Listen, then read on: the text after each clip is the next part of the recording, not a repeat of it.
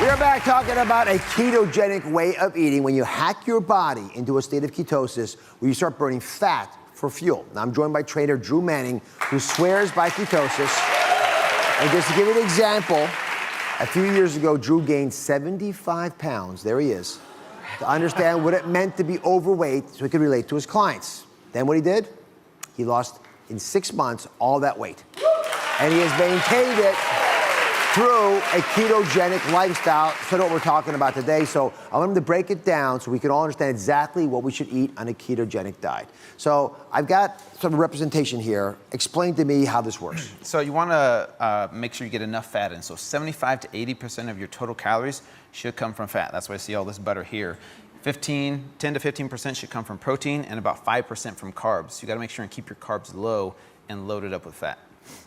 So one more time. So 3/4 of everything is fat. Yes. Which is more than I talk about. Only about 20% is protein. That's a lot lower than I usually recommend. Exactly. It's a high fat, moderate protein, low carb approach. And what's the problem with having more protein and less fat? Because if you eat too much protein, it can actually kick you out of ketosis through a process called gluconeogenesis. So if you eat too much protein, it'll kick you out of ketosis and it'll convert the protein to glucose.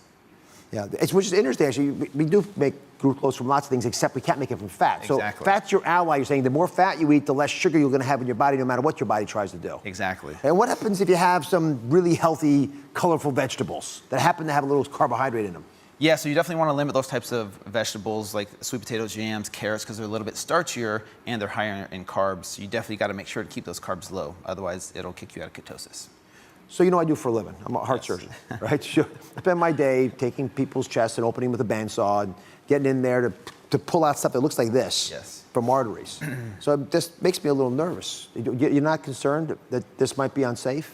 You know, I used to think that way as well. A lot of us have thought that way for a long period of time. But if you look at a lot of the new research, it shows when you eat these good quality fats without the presence of refined sugars and processed carbohydrates, it actually forces your body to use that fat for fuel instead of storing it in the body and clogging your arteries. And you say these good fats. So what fats do you prefer to eat? I guess it's probably not buckets No, I don't butter. eat this much butter. This is not what a typical day looks like for me. But coconut oil, coconut, avocado oil, things like fattier meats, bacon, salmon, fattier cuts of beef even. So real whole versions, but not a lot of saturated fats.